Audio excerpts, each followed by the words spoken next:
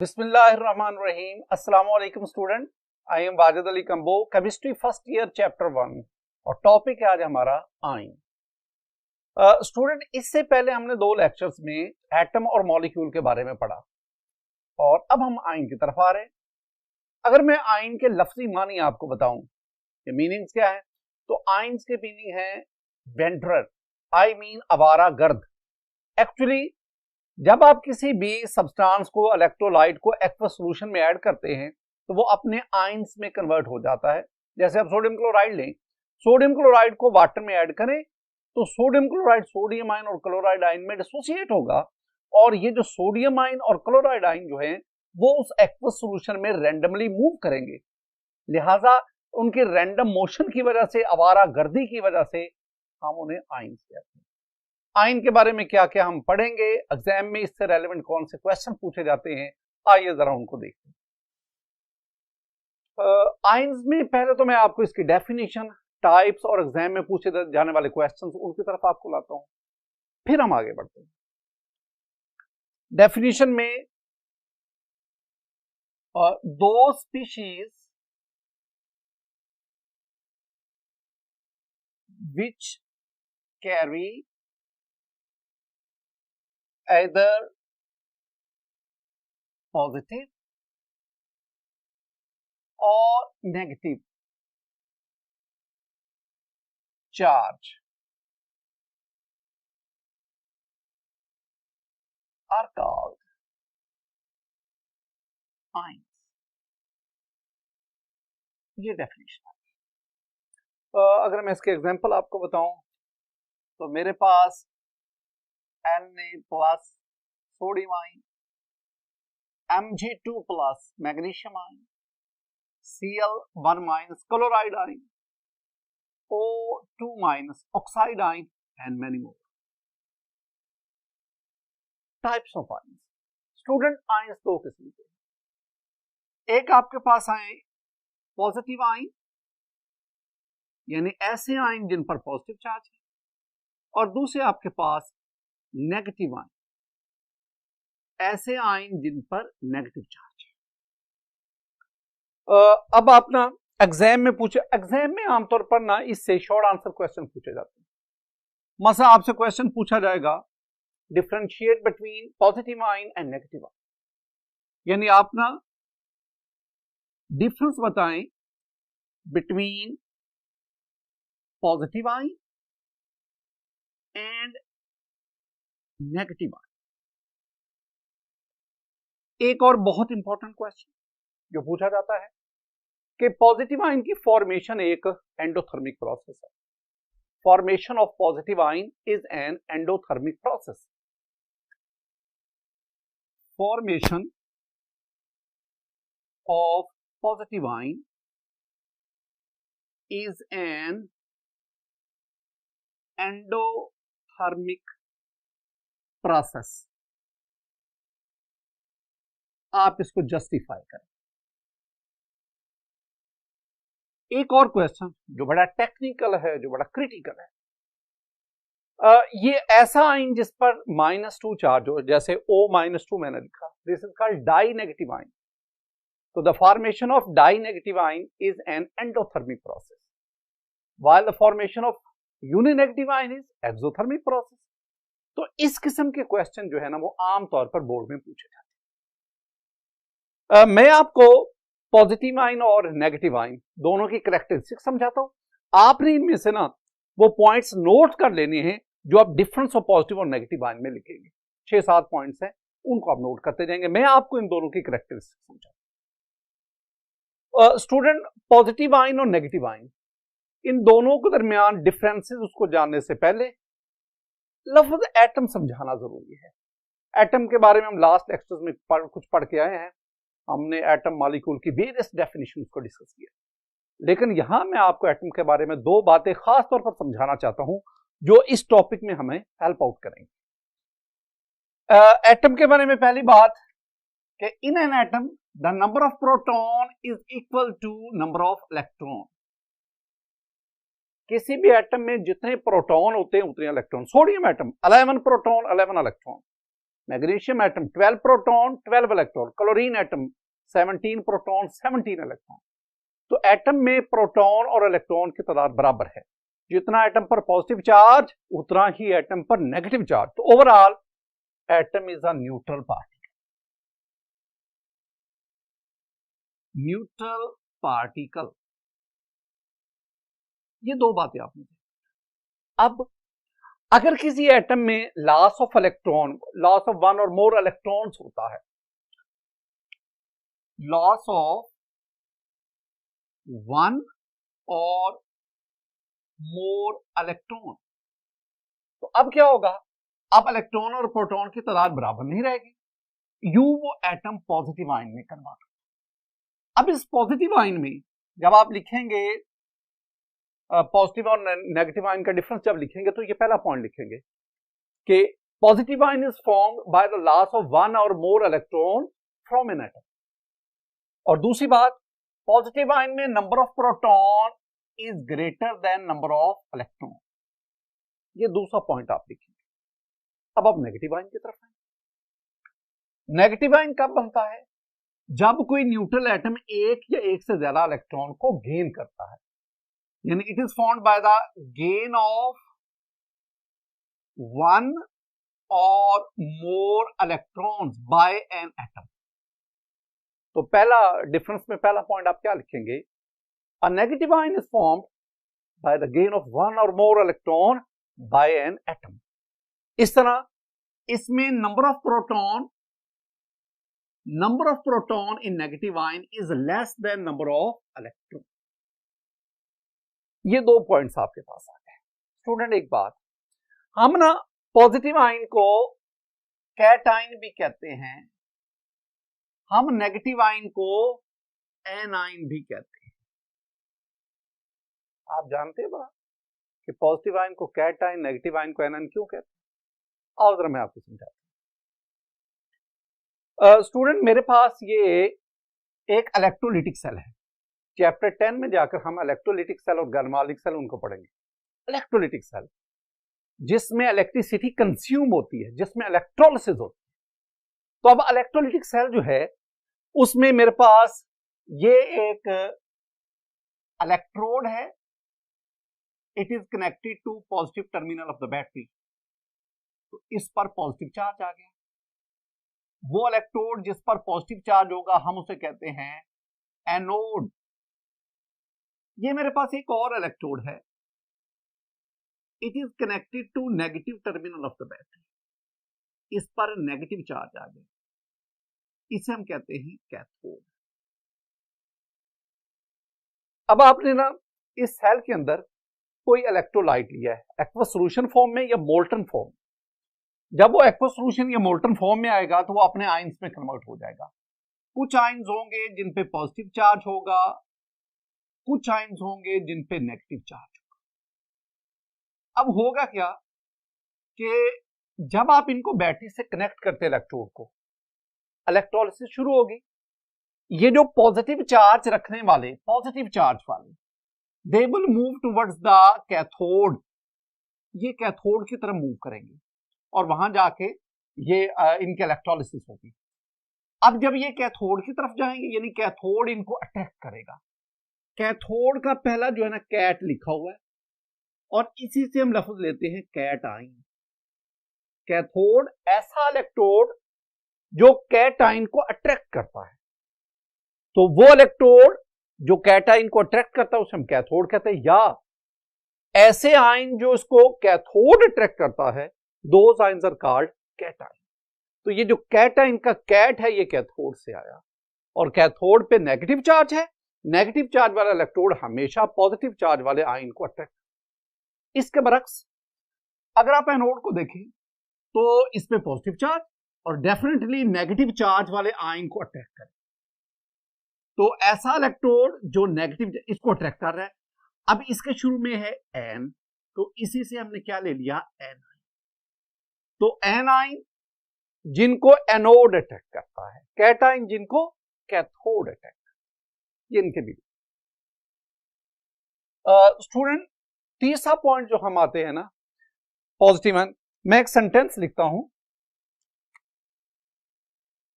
Formation of cation यानी positive ion is an oxidation process. Cation का बनना एक ऑक्सीडेशन प्रोसेस है। और इधर मैं लिखूंगा formation of anion, A9 mean negative ion, is a reduction process. अब इनको याद रखने के लिए एक छोटा सा टोटका मैं आपके साथ शेयर स्टूडेंट में लिख रहा हूं लियो रोज जर, ये एक टोटका है, सिर्फ इस बात को याद रखना। लियो में loss of E stand for electron is called oxidation, यानी ऐसा प्रोसेस, ऐसा रिएक्शन जिसमें इलेक्ट्रॉन का लॉस हो उसे हम कहते हैं ऑक्सीडेशन। और इधर G for gain of E stand for electron is called reduction. ऐसा रिएक्शन, ऐसा प्रोसेस जिसमें गेन ऑफ इलेक्ट्रॉन होती है उसे कहते हैं रिडक्शन। हमने पढ़ा कि जब ये पॉजिटिव आयन या कैटाइन बनता है, ये एटम है, जब इसमें लॉस ऑफ इलेक्ट्रॉन हुआ एक से ज्यादा, तो ये मेरे पास पॉजिटिव आयन बना। चूंकि इस प्रोसेस के दौरान लॉस ऑफ इलेक्ट्रॉन हुआ तो LEO loss of electron is called oxidation, so this reaction is called the oxidation process. इसके बरक्स अगर मेरे पास ये एक एटम है बी, ये एक इलेक्ट्रॉन गेन करता है यानी गेन ऑफ इलेक्ट्रॉन हुआ, तो ये मेरे पास एनाइन बना, नेगेटिव आयन बना। नेगेटिव आयन की फॉर्मेशन के दौरान इसमें गेन ऑफ इलेक्ट्रॉन हुआ, तो ऐसा रिएक्शन जिसमें गेन ऑफ इलेक्ट्रॉन होगा, ऐसा प्रोसेस जिसमें उसे हम कहेंगे reduction. Next point student, next point हम डिस्कस करेंगे कि पॉजिटिव आयन, अगर आप इसी चीज को देखें, पॉजिटिव आयन की फॉर्मेशन के दौरान जो साइज है वो रिड्यूस हो जाता है, जब नेगेटिव आयन बनता है तो साइज में इंक्रीज आता है। कैसे, जरा इसको हम ना एनिमेशन की मदद से देखते हैं। स्टूडेंट मेरे पास ये एक एटम है सोडियम का एटम। पहले तो आप देखें कि सोडियम एटम से सोडियम आयन यानी पॉजिटिव आयन कैसे बना। ये सोडियम का एटम है, न्यूक्लियस में 11 प्रोटॉन और शेल्स में 11 इलेक्ट्रॉन रिवॉल्व। अगर आप इस सोडियम एटम जिसका वैलेंस शेल में एक इलेक्ट्रॉन है, उस इलेक्ट्रॉन का लॉस करवाते हैं, आपके पास ये सोडियम आयन। अब इस सोडियम आयन में प्रोटॉन तो 11 है लेकिन इलेक्ट्रॉन इसमें 10 रह गए। एक प्रोटॉन ज्यादा होने की वजह से इस पर +1 चार्ज आया, लिहाजा this one is the sodium ion. Similarly ये मेरे पास मैग्नीशियम का एक एटम है, 12 proton in the nucleus while 12 electron revolving around the nucleus. This one is an atom of magnesium. इसके वैलेंस शेल में 2 इलेक्ट्रॉन है। आप इन दोनों इलेक्ट्रॉन का लॉस करवाएं तो जितने एटम से इलेक्ट्रॉन का लॉस होगा उतना पॉजिटिव आयन पर +2 चार्ज आता जाएगा। यूं 2 इलेक्ट्रॉन के लॉस से वैलेंस शेल खत्म हो गया, अब 3 शेल के बजाय कैटाइन में आपके पास 2 शेल है और ये हो गया Mg2+। इसी तरह आप एल्यूमिनियम से Al3+ बना सकते हैं, सिलिकॉन SiO से Si+4 बना सकते हैं एंड सो ऑन। इसके बरक्स ये मेरे पास क्लोरीन का एटम है। स्टूडेंट इस एटम में देखें 17 proton in the nucleus while 17 electron revolving around the nucleus. In the valence shell there are 7 electrons. According to octet rule it can accommodate 1 more electron. ये आप इलेक्ट्रॉन इसमें add करें, अब आपके पास ये एटम नहीं बल्कि ये बन गया क्लोराइड आयन। इसमें प्रोटॉन तो 17 है लेकिन अब इलेक्ट्रॉन 18 हो गए और एक इलेक्ट्रॉन के बढ़ने से इस पे -1 चार्ज आए। तो ये हम इसी तरह आप ऑक्सीजन जिसके वैलेंस शेल में 6 इलेक्ट्रॉन है, आप उसमें 2 इलेक्ट्रॉन ऐड करते हैं। पहला इलेक्ट्रॉन ऐड करते तो O-1, एक और इलेक्ट्रॉन ऐड करते तो O-2, die negative oxide ion आपके पास। स्टूडेंट इस तरह हमने देखा कि कैसे एटम से पॉजिटिव आयन यानी कैटाइन और फिर उन्हीं एटम से गेन ऑफ इलेक्ट्रॉन से नेगेटिव आयन यानी एनाइन। अगली बात जो मैं आपको समझाने जा रहा हूं वो है साइजेस का। एक सेंटेंस में रखें कि the size of cation is smaller than its parent atom, यानी कैटाइन का साइज अपने पेरेंट एटम से छोटा है। मसलन मेरे पास ये सोडियम का एटम है। अब इस सोडियम एटम, इसका जो रेडियस है, इसका जो साइज है वो आपके पास आ रहा है 186 पिकोमीटर। जब इससे सोडियम आयन बना, एक शेल का लॉस हुआ। सोडियम एटम में 3 शेल थे, अब यहां 2 शेल है, तो नंबर ऑफ शेल कम हो गए। और एक और बात, सोडियम एटम के अंदर there is balance ratio between proton and electron, 11 proton 11 electron. लेकिन जब आपके पास ये सोडियम आयन आवा, यहां पे प्रोटॉन इलेक्ट्रॉन रेशियो इम्बैलेंस हो गई। अब 11 प्रोटॉन रिमेनिंग 10 इलेक्ट्रॉन पे अट्रैक्शन स्ट्रॉन्ग होगी और यूं शेल ड्रैग होकर न्यूक्लियस के करीब आ। तो 2 बातें ध्यान में रखनी है कि क्यों कैटाइन का साइज अपने पेरेंट एटम से छोटा है। इसकी 2 रीजन है। Number 1, usually during the formation of cation there is a loss of shell. और नंबर 2, जब आप कैटाइन में आते हैं तो there is imbalance ratio between proton and electron. The attraction of proton on remaining electron increases, that is why the size of cation is smaller than its parent atom. तो sodium atom का size 186 picometer और उससे बनने वाला sodium ion, उसका size greatly reduce होकर 95 picometre. इसके बरक्स अगर हम एनाइन की तरफ जाते तो वहां सेंटेंस और होगा, the size of anion is greater then its parent atom. Look at the example of chlorine. Chlorine atom, अब क्लोरीन एटम में 17 प्रोटॉन और 17 electron. There is a balance ratio between proton and electron. The size of chlorine atom is 99 picometer. अब इसमें एक electron add हुआ। अब जब electron add हुआ, अब साइज इंक्रीज कर गया। क्लोराइड आयन का साइज 181, रफली डबल हो गया, 181 पिकोमीटर। तो एनाइन का साइज अपने पेरेंट एटम से बड़ा क्यों है? यहां आप 2 लॉजिक देंगे, 2 रीजन। पहले रीजन आप क्या बताएंगे?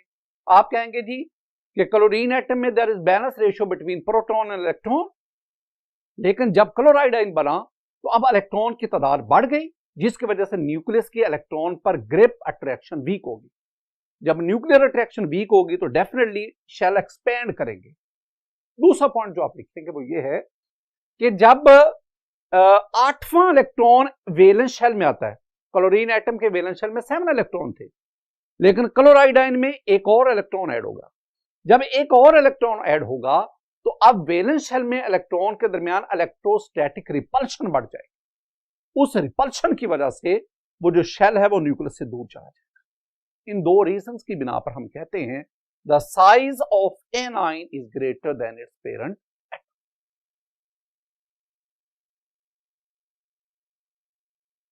पहली बात मैंने आपको बताई, size of cation is smaller than its parent atom। मसलन सोडियम एटॉमिक फॉर्म में इसका साइज हमारे पास आ गया 186 पिकोमीटर, और जब इसमें लॉस ऑफ इलेक्ट्रॉन से सोडियम आयन बना, अब इसका साइज है 95। इसके बरक्स अगर आप इधर आएंगे तो हम कहेंगे size of anion is greater then its parent atom. मेरे पास स्टूडेंट ये क्लोरीन एटम, इसका साइज 99 पिकोमीटर, एक इलेक्ट्रॉन ऐड किया, ये बना क्लोराइड आयन, इसका size 181। Next point very important, ये शॉर्ट आंसर क्वेश्चन दिया था। हमारे पास ये पॉइंट आया, जब कैटाइन बनता है, जब पॉजिटिव आयन बनता है तो एनर्जी प्रोवाइड करनी पड़ती है, लिहाजा कैटाइन की फॉर्मेशन एक endothermic process. Formation of cation is N endothermic process. Student आप ना 9-10 में पढ़ के हैं, एंडोथर्मिक प्रोसेस ऐसा प्रोसेस जिसमें हीट अब्सॉर्ब होती है, एक्सोथर्मिक ऐसा प्रोसेस जिसमें हीट रिलीज। अब एंडोथर्मिक, आप सोडियम एटम लें गैसियस स्टेट में। अब सोडियम एटम में मैंने पहले भी आपसे कहा 11 प्रोटॉन 11 इलेक्ट्रॉन, तो प्रोटॉन यानी न्यूक्लियस की इलेक्ट्रॉन पर अट्रैक्शन। अगर आप वैलेंस शेल से इलेक्ट्रॉन निकालना चाहते हैं तो आपको वो जो न्यूक्लियस और वैलेंस शेल में इलेक्ट्रॉन के दरमियान अट्रैक्शन उसको ओवरकम करना पड़ेगा। उस अट्रैक्शन को ओवरकम करने के लिए you have to provide energy. तो जब आप वो एनर्जी प्रोवाइड करते हैं, हमारे पास इलेक्ट्रॉन का लॉस हुआ, सोडियम आयन बना। इस दौरान जो आप एनर्जी देते हैं that is plus 496 kilo joule per mole. जब भी एंडोथर्मिक होता है तो इसमें ये पॉजिटिव का साइन आता है, पॉजिटिव का साइन। स्टूडेंट इसके बरक्स अगर हम एनाइन की बात करें तो मैं इसमें ये लिखूंगा कि formation of uni negative ion is an exothermic process, while formation of dinegative ion is an endothermic process। ये बड़ा इंपॉर्टेंट बात है कि यूनी नेगेटिव आयन का बनना एक एक्सो है और डाई नेगेटिव आयन उसका बनना एक एंडोथर्मिक है। ये लॉजिकल पॉइंट है, जरा इसको डिटेल से समझिए। स्टूडेंट केमिस्ट्री फर्स्ट ईयर में ना मैं आपको पढ़ाते हुए वो कंसेप्चुअल बातें बताऊंगा ताकि आप कंसेप्ट, ये जो ड्राई है, ये जो टफ सब्जेक्ट समझा जाता है, ये आपके लिए आसान हो जाए। आज की जो बुनियादी बात आपने समझनी है ना वो है, अगर दो अपोजिटली चार्ज पार्टिकल्स के दरमियान, अगर दो अपोजिटली चार्ज पार्टिकल्स के दरमियान अट्रैक्शन हो, अट्रैक्शन, तो इस दौरान एनर्जी रिलीज होती, एनर्जी रिलीज्ड। इसके बरक्स अगर दो सिमिलर चार्ज वाले पार्टिकल्स के दरमियान, दो कैटाइन है, दो आयनाइन है, दो प्रोटॉन है, सिमिलर चार्ज, इनके दरमियान रिपल्शन हो, रिपल्शन, तो अगर रिपल्शन होगी तो इस दौरान एनर्जी जो है वो अब्सॉर्ब होगी, एनर्जी अब्सॉर्ब। ये बुनियादी बात आपने। अब जरा देखें, मेरे पास ये ऑक्सीजन का एटम है, ये ऑक्सीजन एटम है। स्टूडेंट प्रोटॉन 8 और बाहर इलेक्ट्रॉन भी 8। ये के शेल है, ये एल शेल है। एल शेल में 6 इलेक्ट्रॉन है। According to octet rule it can accommodate 8 electron. अब आप क्या करते हैं, आप इसमें एक और इलेक्ट्रॉन ऐड करते हैं। जब ये इलेक्ट्रॉन यहां ऐड होगा, ऐड होने के लिए आएगा, इस इलेक्ट्रॉन पर दो फोर्सेस एक्ट करेंगे। न्यूक्लियस इसको अपनी तरफ अट्रैक्ट करेगा, तो न्यूक्लियस और इस इलेक्ट्रॉन में फोर्स ऑफ अट्रैक्शन होगी। मैंने आपको कहा कि अगर अट्रैक्शन होगी तो एनर्जी रिलीज होगी, लेकिन इस पर वैलेंस शेल के इलेक्ट्रॉन इसको रिपेल भी कर रहे हैं और उस रिपल्शन की वजह से एनर्जी अब्सॉर्ब। अब ओवरऑल क्या एनर्जी रिलीज हो रही है, अब्सॉर्ब? ये डिपेंड करता है कि अट्रैक्शन और रिपल्शन दोनों में से मैग्नीट्यूड किसका ज्यादा है। तो इस केस में जब न्यूट्रल एटम में पहला इलेक्ट्रॉन ऐड होने के लिए आता है, the magnitude of attraction is greater then magnitude of repulsion. तो इसका मतलब है ज्यादा एनर्जी रिलीज होगी, कम एनर्जी अब्सॉर्ब होगी। सपोज 200 किलो जूल पर मोल एनर्जी रिलीज हो रही है, 60 किलो जूल पर मोल एनर्जी अब्सॉर्ब हो रही है ड्यू टू रिपल्शन। तो ओवरऑल अगर आप इसका नेट लेंगे तो रफली 140 किलो जूल पर मोल एनर्जी इस केस में रिलीज हो रही है। और इस तरह हमारे पास ये O-1 चार्ज यानी यूनी नेगेटिव आयन बना, जिसमें प्रोटॉन 8 हैं लेकिन इलेक्ट्रॉन स्टूडेंट आपके पास अब 9 हो गए, 2 K में और 7 जो है वो L में। अब इस पे ओवरऑल -1 चार्ज आ गया, ये यूनी नेगेटिव आयन बना। अब आपने क्या करना है, इसमें एक इलेक्ट्रॉन और ऐड करवाना है, क्योंकि अब इसमें वैलेंस शेल में 7 है, एक इलेक्ट्रॉन और। अब ये जो इलेक्ट्रॉन जब ऐड होने के लिए आएगा, अगेन इस पर दो फोर्सेज ऐड करेंगे, the attractive force of nucleus while the repulsive force of this anion, this negative charge, ये जो वैलेंस इलेक्ट्रॉन। अब यहां पे क्या होगा, अब यहां पे ये है the magnitude of repulsive forces greater than the magnitude of attractive forces. I mean absorb होने वाली एनर्जी की मिकदार ज्यादा है, रिलीज होने वाली की एनर्जी की मिकदार कम। तो इसका मतलब है कि if you want to add this electron in the valence shell, you have to provide energy. अब एनर्जी देंगे, फिर ये इलेक्ट्रॉन वैलेंस शेल में ऐड होगा, और जब ये वैलेंस शेल में ऐड होगा तो अब ये आपके पास O-2 बन जाएगा। आई मीन आपके पास ये डाई नेगेटिव आयन। तो the formation of uni negative ion is an exothermic process and the formation of di negative ion endothermic process. आइए जरा, यानी मेरे पास ऑक्सीजन का एटम, एक इलेक्ट्रॉन ऐड किया, O-1, आपके पास यूनि नेगेटिव आयन, और डेल्टा H जो है ना, ये आपके पास है -141 किलो जूल। और अगर आपके पास इसमें एक और इलेक्ट्रॉन ऐड करेंगे तो आपके पास बनेगा डाई नेगेटिव आयन O2-, लेकिन इस दौरान you have to provide the energy and that is +780 kilo joule. Student, दो पॉइंट्स और आप जेन में बिठा लें। पीरियोडिक टेबल में जो मेटल्स हैं, metals, most of the elements in the periodic table are metals. Around 83 elements are metals. Those are metals. Metals have low ionization energy. They lose electron and they form the cation.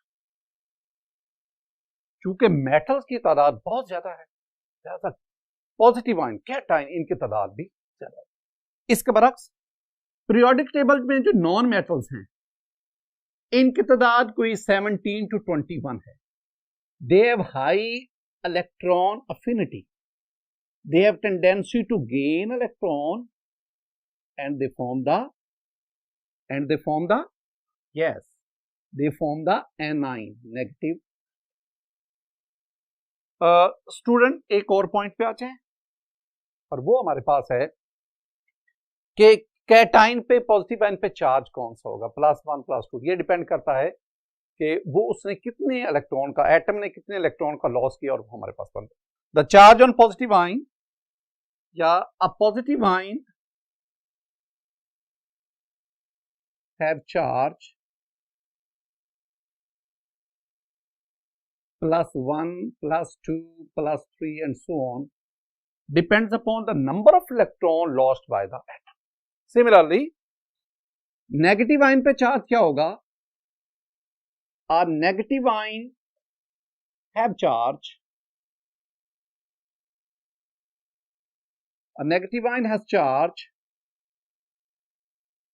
-1, -2, -3 and so on. It depends upon number of electron gained by the atom. इसके बाद आप ना positive ion और negative ion, इसके examples, we have a lot of examples. एक और चीज student, वो है हमारे पास poly atomic ions. Poly atomic ion, एक होते हैं सिंपल आयन, एक पॉली एटॉमिक आयन। अगर आप इसके मीनिंग्स देखेंगे, ऐसे आयन जो एक से ज्यादा एटम पर मुश्तमिल, which consist of group of atoms. तो ions which consist of group of atoms are called polyatomic ion. मसलन मेरे पास ये आयंस आ गया, NH4 plus ammonium ion, ROR। ये ROR ईथर होता है, अगर हम ऑक्सीजन पे प्लस लगा दे, this is called oxonium ion. इस तरह जब आप सेकंड ईयर ऑर्गेनिक केमिस्ट्री पढ़ेंगे तो आप इनसे भी आपका पाला पड़ेगा। These are called the carbocation, this one is the tertiary carbocation. ये वाले जो मैंने आयन लिखे हैं, ये एक से ज्यादा एटम पर मुश्तमिल है, they consist of group of atoms. Similarly आपके पास है OH negative, CO3-2 carbonate, SO4 2- sulphate, HCO3-1 bicarbonate and many more. Student ये दोनों जो कैटेगरीज हैं, these are called poly atomic ions. ऊपर वाले जो मैंने लिखे हैं दे आर कॉल्ड पॉजिटिव या cationic poly atomic ion and they are called the anionic polyatomic. तो ये हमारे पास स्टूडेंट आज के इस लेक्चर में हमने ion and types of ion, I mean positive ion, negative ion, और लास्ट में हमने पॉली एटॉमिक। मेरी दुआ है कि अल्लाह ताला आपको दुनिया में और आखिरत में कामयाबी नसीब फरमाए। अस्सलामु अलैकुम।